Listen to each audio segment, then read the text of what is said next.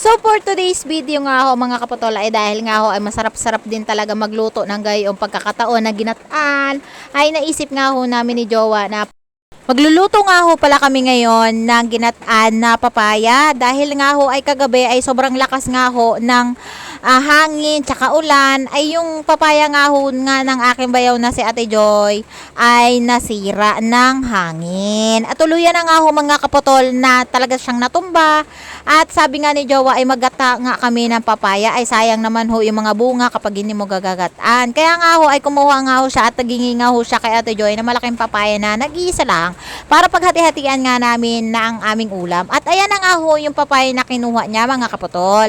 At dahil nga ho ay masarap-sarap naman na umuulan-ulan ngayon, kaya naisip-isip din ho namin na talagang gayaan na lang yung amin lutuin para nga less gastos, less ingredients, less sa lahat ng bagay.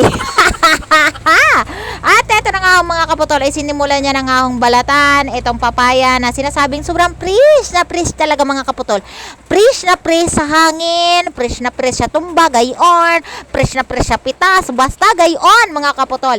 At tinadtad niya na nga ho ng pagkanipis-nipis yan mga kaputol dahil nga ho ay sabi ko nga ho ay parang ang sarap-sarap niya sa tinola bino kasi parang manamis-namis talaga yung pagkakakatas niya dyan dahil hindi nga siya natenga sa may tindahan. At talaga naman kinuha din talaga namin yan sa puno. Ay hindi ko na nga lang ho talaga na video kasi nga ho mga kaputol ay mabasa din talaga yung akin cellphone. Kaya sabi ko nga sa kanya ay ikaw na laang din naman talaga ang tumakbo doon sa kapitbahay. Para ikaw na laang din naman yung mabasa ng ulan. Ay syempre, alam nga naman eh, hindi pwede magkasakit ang inyong kapitol. Paano naman makakapag-content kung may sakit?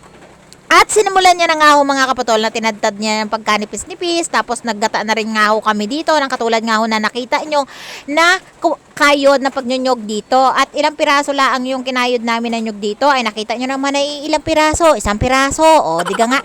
Tapos sobrang hilig din talaga ng mga kaputol na kumain dito ng mga ginataan na lang halat na bagay, ginataan na saging, ginataan na manok, ginataan na langka, lahat na lang pagkahilig-hilig ay talaga namang Bicolano nga talaga nanay.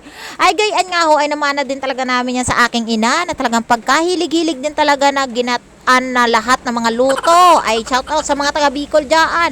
Ay yun na nga ho mga kaputol ay nagayat ngayon ng si Aljon o si Jowa ng 3 pirasong sili kasi masarap-sarap din mga kaputol kapag nilagyan mo ng anghang-anghang yaan. Tapos sinabayan pa nga namin dito ng sibuyas. Tapos ito na nga mga kaputol ay nilagyan rin namin ng paminta, magic sarap, asin. Ay solve na yan. At syempre, no other than, ang aming favorite talaga naman na hakata. Ay, talaga naman bentang-benta sa amin yung hakata na yan. Yung sardinas na yan. Ay, simula nga noon mga kaputol na talagang since birth talaga ay gumagamit kami ng hakata. After 35 years nga ho mga kaputol, ay eto na nga ho mga kaputol, ay naluto na nga natin si ginataang papaya na pagkasarap-sarap. Ay, eto lang ang magagastos mo laang dito. Ay, yung hakata laang yata. Mga kaputol ang nagastos ko dito. Dahil libre naman ho yung mga niyog, libre naman ho yung papaya. Ay sabi ko nga sa inyo kanina ay disgastos nga para makatipid-tipid nga tayo dahil sa hirap nga ng buhay. Ay hindi naman puro gastos ang ating uunahin. Ay kaya nga ho ay sabi ko nga kay Jowa ay wag tayo masyadong mapagbili na talagang sa lahat ng bagay ay lahat bili dito, bili doon. Ay tipid dapat dito, tipid doon, gayon. Para naman ay sa bandang huli ay may maipon, gayon. At yun na nga ho mga kaputol ay dahil nga ho ay naluto na napag-umpisa ng mga po namin dito ng aking pamilya na bigyan sila ate, bigyan si mama. Tapos para makakain na rin laang kami. Ay sabi ko nga ho kay Jowa ay tignan mo nga naman ho mga kaputol ay tignan mo nga naman na kahit papaano ay nakakasurvive tayo sa gayon laang na paraan. Para kahit papaano, kahit ganito laang kasimple ang ating mga ulam-ulam, ay makasurvive tayo. Ay maraming salamat nga ho mga kaputol sa lahat na nagpa-follower sa akin, sa lahat ng nagpa-follow at nanonood ng aking mga vlog at nai-inspired. Ay tara ho, ay kain na ho tayo mga kaputol. Ay ano pa nga ang aantayin natin sa buhay? Antayin pa ba natin magpasko bago tayo kumain?